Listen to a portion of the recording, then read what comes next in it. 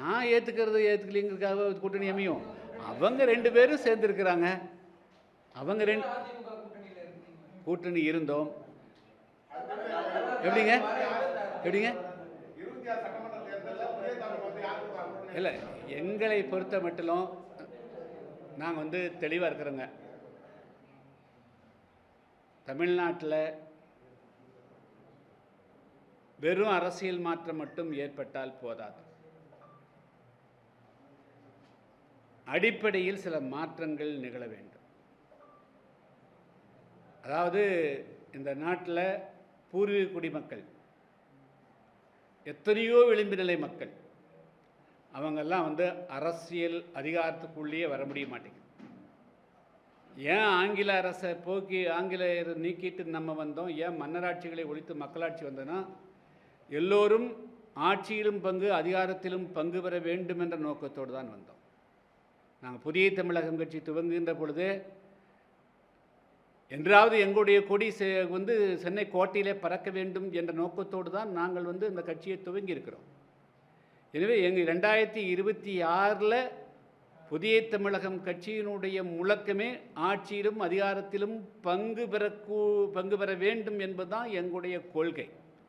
எனவே ஆட்சியிலே பங்கு என்ற முழக்கத்தோடு யார் கூட்டணி அமைக்கிறார்களோ அதுதான் எங்களுடைய முதல் கூட்டணிக்கான நிபந்தனையாக இருக்க முடியும். அதுக்கு பிறகு தான் பாக்கி எல்லா விஷயமும் பேச முடியும்.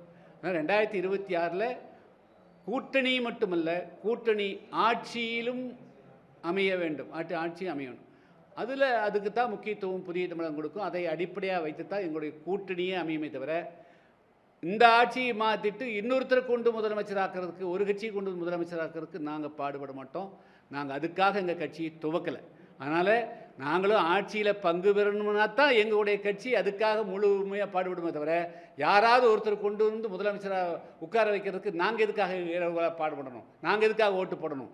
இது நாங்கன்னு சொன்னால் லட்சோப லட்சம் கூட இன்றைக்கி சொல்லப்போனால் 2-3 முக்கியமான சமுதாயங்களை தவிர பாக்கி 90 சமுதாய மக்கள் ஆட்சி அதிகாரத்துக்கே வர முடியாமல் திணறுகிறார்கள், பிரச்சனை முடிக்க முடியாமல் இருக்கிறாங்க. அதனால் எல்லோருக்குமான அதிகாரம் வரணும்னு சொன்னால் முதல்ல தமிழ்நாட்டில் கூட்டணி ஆட்சி அமைய வேண்டும். கூட்டணி ஆட்சி அமைவதற்கு உண்டான சூழ்நிலை உருவாக வேண்டும். அதுதான் புதிய தமிழக கட்சியினுடைய நிலைப்பாடு.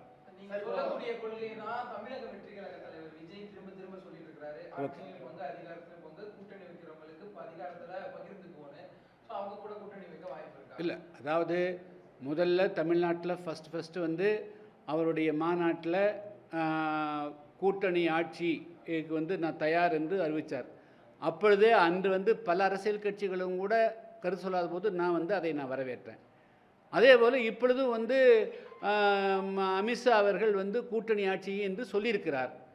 இன்னும் யாரெல்லாம் கூட்டணி ஆட்சி என்று வருகிறார்கள் என்பதையெல்லாம் பொறுமையாக இன்னும் 1 வருஷம் இருக்கிறனால இன்னும் எத்தனை அரசியல் கட்சிகள் கூட்டணி ஆட்சி என்ற கோஷத்தை முன்னெடுக்கிறார்கள், அவர்களுடைய சக்தி என்ன, எது நாம் அந்த சூழ்நிலைகளை கணக்கில் கொண்டு தான் நாங்கள் முடிவெடுக்க முடியுமே தவிர இப்பொழுதே எந்த முடிவும் எடுக்க இயலாது.